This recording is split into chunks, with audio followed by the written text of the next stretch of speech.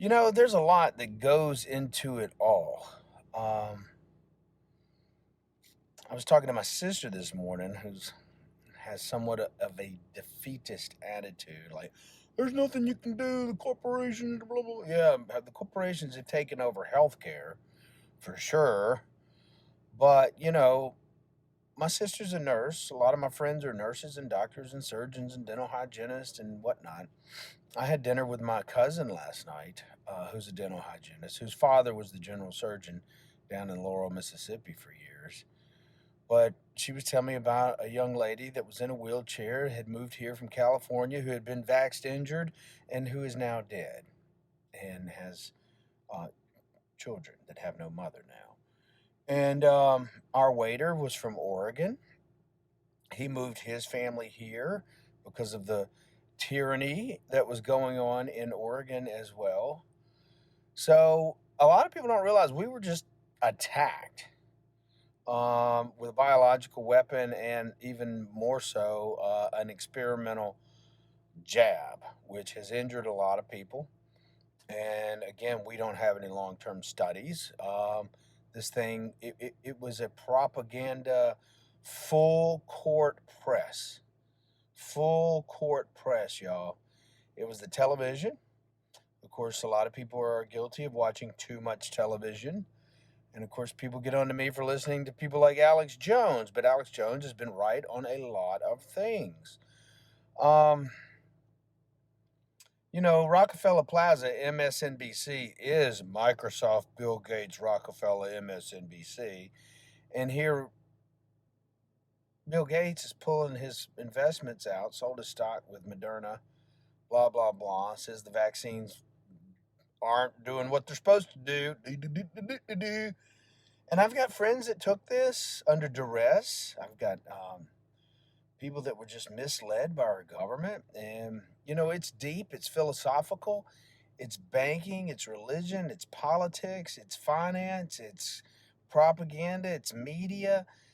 There's a lot that goes into it all. So, I'm not a defeatist, I'm somewhat of a fighter.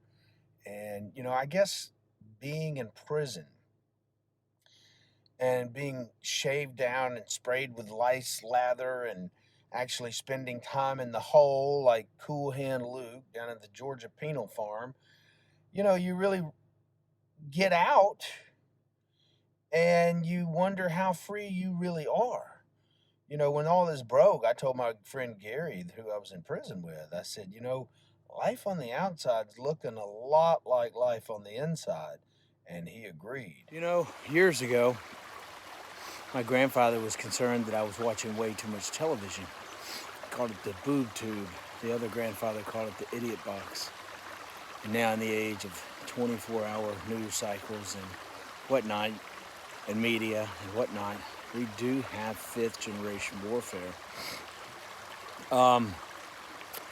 So you just have to learn to navigate that.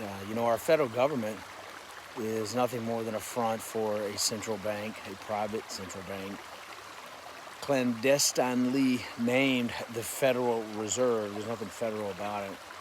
It is the wealthy banking families that loan our government the currency that runs through our system, like this creek runs through this field.